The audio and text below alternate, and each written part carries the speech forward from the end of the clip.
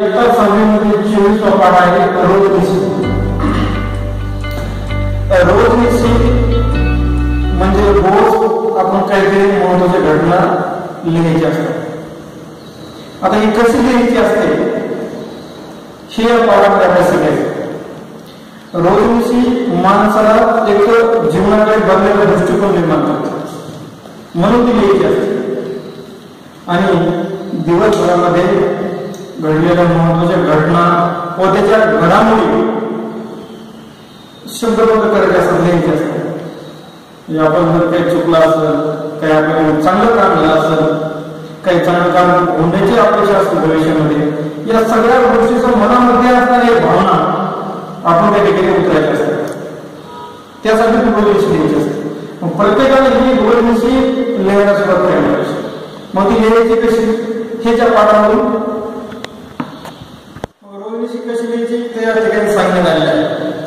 एक बुक करायचं, नोटबुक करायचं, एखादं तुम्ही वही पण करू शकतो पण त्यामध्ये दिनांकासहित ते लिहायचं असतं. एक पाठामध्ये नंबर दिला तो मी तुम्हाला सांगतो.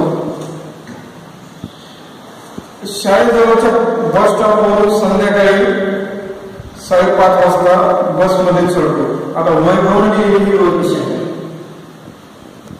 तो त्या दिवशी घटना येतो 15 नोव्हेंबरची. आजोबा आणि त्याची लहानगी नात यांच्याजवळ मला जागा मिळाली.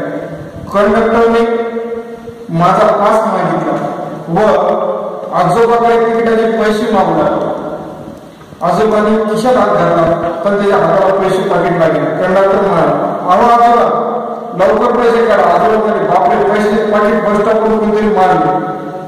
घरून निघताना मी खिशात टाकले होते. कंडक्टर म्हणाला, त्याला मी काय करू, तुम्हाला नीट संवाद येत नाही, चला तुमच्या स्टॉपवर उतरून जा. चिडलेल्या आवाजात संवाद ऐकून नाक जोराने बोलला. आजोबाही गाडी बोलले. मी दप्तराच्या खिशात हात घालून माझे खाऊचे पैसे काढले. त्या पैशातून आजोबाचे व त्या मुलीचे तिकीट काढले. माझ्याजवळचा बिस्किटचा पुडा छोटीला दिला. तिने डोळे पुसले आणि पटकन हसू लागले. बघा आता हा या ठिकाणी नमुना दिलेला आहे.